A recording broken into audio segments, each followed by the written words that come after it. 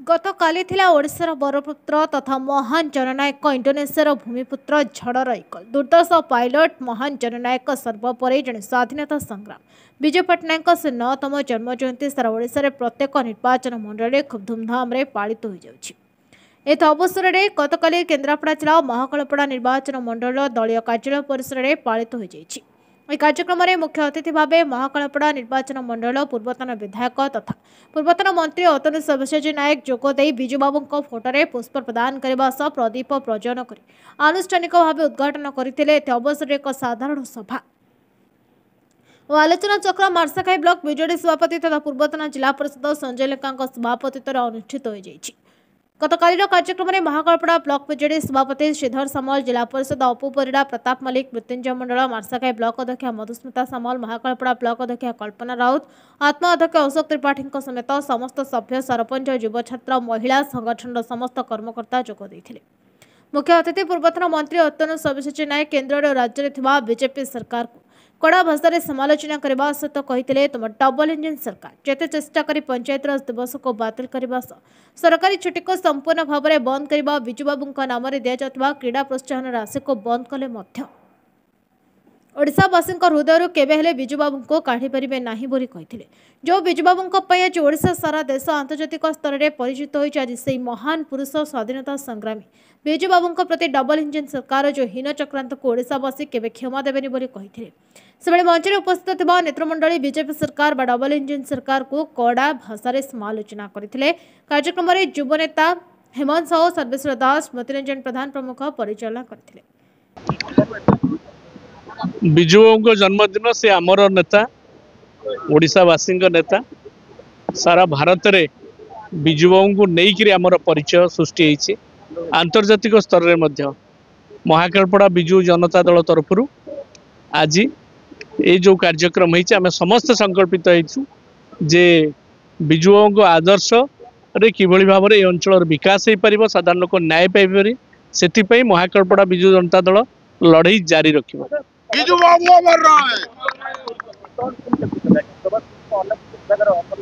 शुणु ये गोटे निंदनीय घटना।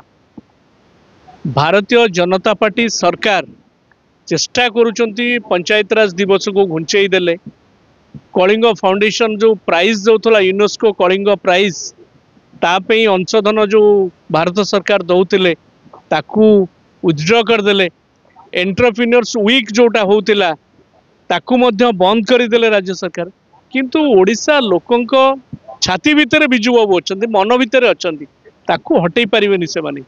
विजुबाबू आज भी प्रत्येक लोकंक ओडिशा लोकंक ओडिया भाई भौणी धमनी रे अछंती, तांको चिंता रे अछंती, ताकू कई पोछि पारिबेनी। विजुबाबू को विभिन्न लोकंक मनरु पोछिबा पई जो हीन उद्यम चली से माने सफल हेबेनी। अशोक महापात्र पूर्वतन सरपंच एवं पूर्वतन जनरल सेक्रेटरी केन्द्रापड़ा जिला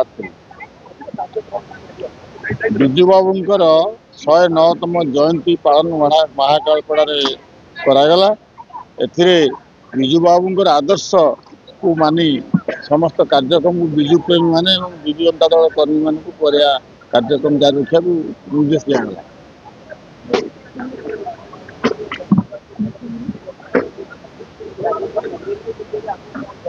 एटा बड़ दुखदायक कथा, एटा हीनमन्यतार कथा।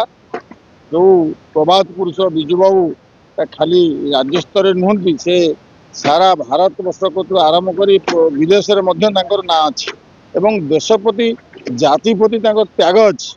से भली महान पुरुषंकर जो विजु जयंती बा जो पंचायत दिवस जन्मतिथि पालन करा सरकार स्तर में ताकू कृत्रिमता सहकार संकुचित करदेवाटा गोटे निंदनीय कथा।